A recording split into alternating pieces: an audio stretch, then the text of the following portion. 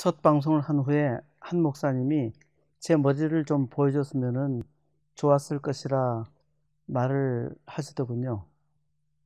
제가 소갈머리가 얼마나 비어 있는지 그 관찰 능력은 시청자에게 달려 있습니다.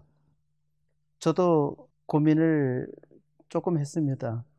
다 보여주는 것도 좋지만 상상하는 것이 더 사람답고 의심하고 스스로 진리를 터득하는 것은 과학이며 산 경험입니다. 과학의 출발은 의심에서 출발합니다. 사과가 왜 사과나무에서 떨어졌을까? 익었으니까 떨어졌겠지. 바람 부니까 떨어졌겠지요.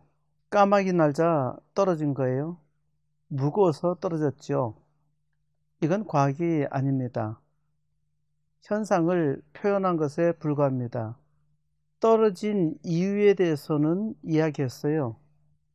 떨어진다는 사실에 대한 묘사는 없어요. 떨어진 이유는 알겠는데 왜 아래로 떨어져야 하느냐는 거죠. 뉴턴은 기발한 생각을 했습니다.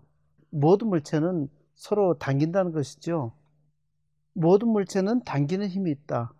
이것이 만유인력의 법칙입니다. 모든 존재하는 것은 서로 당긴다는 것이죠. 털 한 가닥이라도 의심할 때 과학이 시작되는 것입니다. 털 하나만 보아도 진화론은 허구라는 사실이 명백합니다. 의구심투성입니다. 진화론을 의심하지 않는 것은 신앙이에요. 과학신앙, 과학주의가 되는 것입니다. 보통 사람은 과학은 진리라고 생각하지요. 과학은 진리가 아니라 도구입니다. 만물을 이해하는 도구지요. 도구는 만능이 아닙니다. 예로 망치는 망치입니다. 망치를 칼로 쓰면 망하지요. 진화론은 과학이 아닙니다. 진화는 확실하게 증명된 바가 없기 때문입니다. 그러니까 론입니다. 이론이죠. 하나의 이론에 불과하다는 말입니다. 어떤 사람이 이 이론을 전제로 진화를 완벽하게 설명합니다. 모래 위에 집을 짓는 것과 같으니 과학이 아니라 신앙인 것이죠. 진화론은 완벽하게가 아니라 완벽하기는커녕 플랑크 상수만큼도 증명하지 못했습니다. 오늘 피부가 말을 한다는 이야기를 하려고 했는데 너무 깊숙이 들어가 골치 아프게 했군요. 제가 지금 말하는 거 피부가 말하는 겁니다. 휘파람 소리. 피부에 공기를 통하게 하니까 울려서 소리가 나는 것이죠. 저를 보고 계십니까? 눈 피부가 저를 보는 겁니다. 옛날에는 병원에 가면은 의사가 눈가를 뒤집어 봤지요. 이 눈가를 통해서 속을 들여다보는 겁니다. 눈이 노라면은 황달을 의심하죠. 제 얼굴은 여러 가지로 말을 합니다. 제 안색이 좋은가요? 제 안색은 속을 말해줍니다. 속을 드러내는 것이죠. 안색이 나쁘다? 속이 나쁜 겁니다. 얼굴에 뭐가 많이 났다? 위장이나 대장에 문제가 있는 것이죠.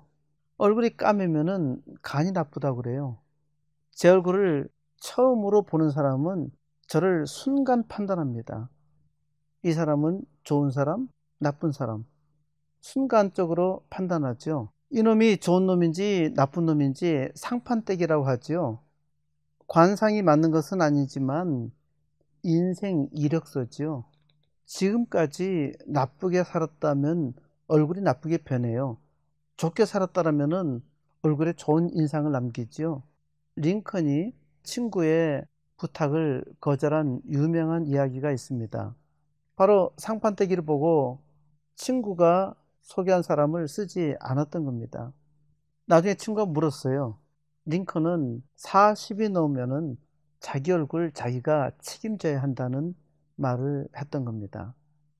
텔레비전에 상판떼기가 지저분한 범죄인이 자주 나오면은 국민이 우울해져요. 사람은 피부로 정보를 받아들이는 겁니다. 사람은 눈, 귀, 코, 입 이러한 피부 기관을 통해서 이러한 피부로 받은 정보를 신뢰합니다. 하지만 이 정보를 믿을 수 없어요. 왜? 이 피부가 사물을 정확하게 인식하더라도 피부가 말하는 것이 아닙니다. 이게 뇌로 들어가서 뇌가 말하는 거예요. 뇌에 있는 정보가 자기가 해석한 대로 말하고 싶은 대로 말합니다. 그러니까 사람은 보고 싶은 대로 보고 듣고 싶은 대로 듣는다는 말을 합니다. 그래서 사람은 진실을 보는 것이 아니라 듣고 싶은 대로 듣고 보고 싶은 대로 본다는 겁니다. 사람의 피부는 대단히 정교합니다. 엄청 정교합니다. 사람이 털로 덮여 있었다라면은 관상을 볼 수 없겠죠. 얼굴 표정은 대단히 정교해요. 이 궁뎅이 피부로 그 정교함을 전혀 나타낼 수가 없어요.